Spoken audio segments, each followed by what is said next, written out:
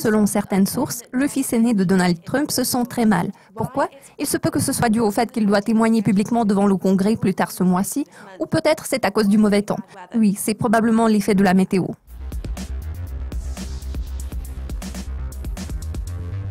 Le 26 juillet, Donald Trump Jr. et le directeur de la campagne présidentielle de Donald Trump doivent témoigner devant le Congrès au sujet des liens entre la famille Trump et la Russie. Il a récemment été révélé qu'en 2016, Donald Trump Jr. avait rencontré un représentant du Kremlin pour discuter des informations potentiellement compromettantes sur Hillary Clinton, qui était candidate à la présidentielle de 2016. La date de l'audience publique a été fixée. Donald Trump Jr. et Paul Manafort seront appelés à témoigner à propos de l'implication des agents étrangers et de leur tentative d'influencer les élections américaines.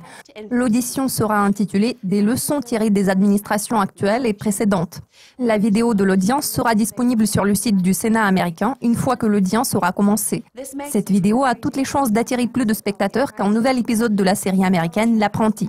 Le président Donald Trump a essayé de justifier les actes de son fils en déclarant que la réunion en question était comme toujours purement politique. Le président américain a laissé le tweet suivant.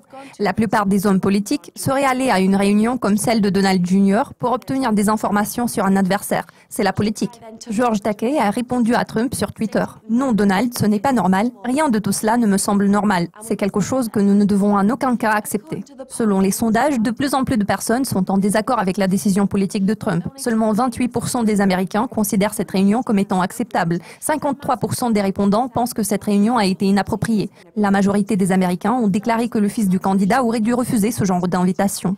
Alors, quelle est la prochaine étape? Monsieur Trump Jr. et Monsieur Manafort témoigneront devant le Congrès la semaine prochaine. Ils seront probablement rejoints par Natalia Veselnitskaya, l'avocate russe qui avait contacté le fils de Donald Trump et avait organisé la réunion. Madame Veselnitskaya a déjà déclaré qu'elle serait heureuse de donner son témoignage. Elle a déclaré au quotidien Russia Today qu'elle était prête à témoigner devant le Sénat et à présenter sa vision des choses. Parallèlement, les marchés boursiers ont atteint leur nouveau plus haut historique hier, et ce, malgré cette histoire de l'ingérence russe. Nous vous invitons à suivre nos mises à jour sur Dukascopy TV. Soyez sûrs que nous ne diffusons jamais de fausses informations.